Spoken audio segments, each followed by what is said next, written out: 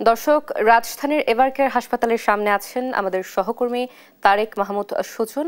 সরাসরি যোগ দিচ্ছেন তিনি। তারেক, আপনি নিশ্চয়ই শুনতে পাচ্ছেন আমাকে? এভারকেয়ার হাসপাতালের সামনে রয়েছেন আপনি। খালেদা জিয়ার শারীরিক অবস্থা নিয়ে নতুন কি তথ্য রয়েছে আপনার কাছে, এবং এয়ার অ্যাম্বুলেন্স আসার বিষয়ে কি জানতে পেরেছেন আপনি আমাদেরকে জানাবেন।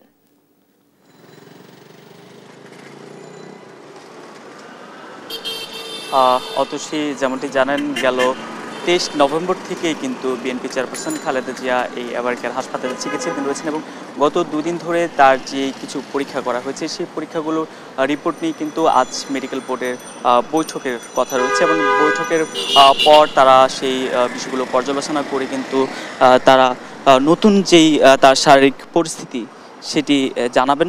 তবে এখনও কিন্তু আনুষ্ঠানিকভাবে কোনো তথ্য এখনও আমরা জানতে পারিনি। অনানুষ্ঠানিকভাবে চিকিৎসকদের পক্ষ থেকে যেমনটি জানানো হয়েছে যে তার যে শারীরিক জটিলতা, বিশেষ করে ডায়াবেটিস, কিডনি, হৃদযন্ত্র, ফুসফুসের জটিলতা কিন্তু উঠানামা করছে। এই অনিশ্চিত পরিস্থিতির কারণে তাকে কয়েকদিন ধরে পুরোপুরি নিবিড় পর্যবেক্ষণে রাখা হয়েছে। একই সঙ্গে এয়ার অ্যাম্বুলেন্সের যে বিষয়টি বেসামরিক বিমান চলাচল কর্তৃপক্ষের পক্ষ থেকে যেমনটি বলেছেন, কাতারের পক্ষ থেকে জার্মান ভিত্তিক যে এয়ার অ্যাম্বুলেন্স সেটি কিন্তু আগামীকাল সকালে কিন্তু দেশে আসার কথা রয়েছে এবং বিমান কর্তৃপক্ষ কিন্তু সেটি অনুমোদন দিয়েছেন।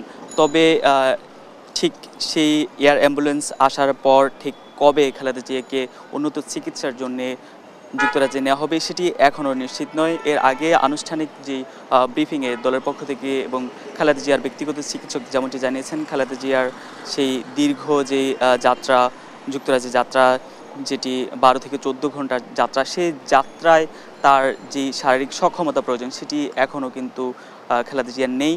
সেই যাত্রা যদি সেই সক্ষমতা অর্জন হয় এবং মেডিকেল বোর্ড যদি সিদ্ধান্ত নেয় তাহলে কিন্তু তাকে যুক্তরাজ্যের উদ্দেশ্যে তাকে পাঠানো হতে পারে। আজকে আমরা এখান থেকে সর্বশেষ যে তথ্য রয়েছে যে তার যে পরীক্ষা নিরীক্ষা করা হয়েছে সেই পরীক্ষা নিরীক্ষায় অনেকাংশেই যেমনটি বলছেন উন্নতি অবনতি কোনোটি আসলে লক্ষণীয় নয়, অপরিবর্তিত অবস্থায় রয়েছে। তবে বেগম খালেদা জিয়া তার যেই চিকিৎসা সেটি কিন্তু তিনি গ্রহণ করতে পারছেন।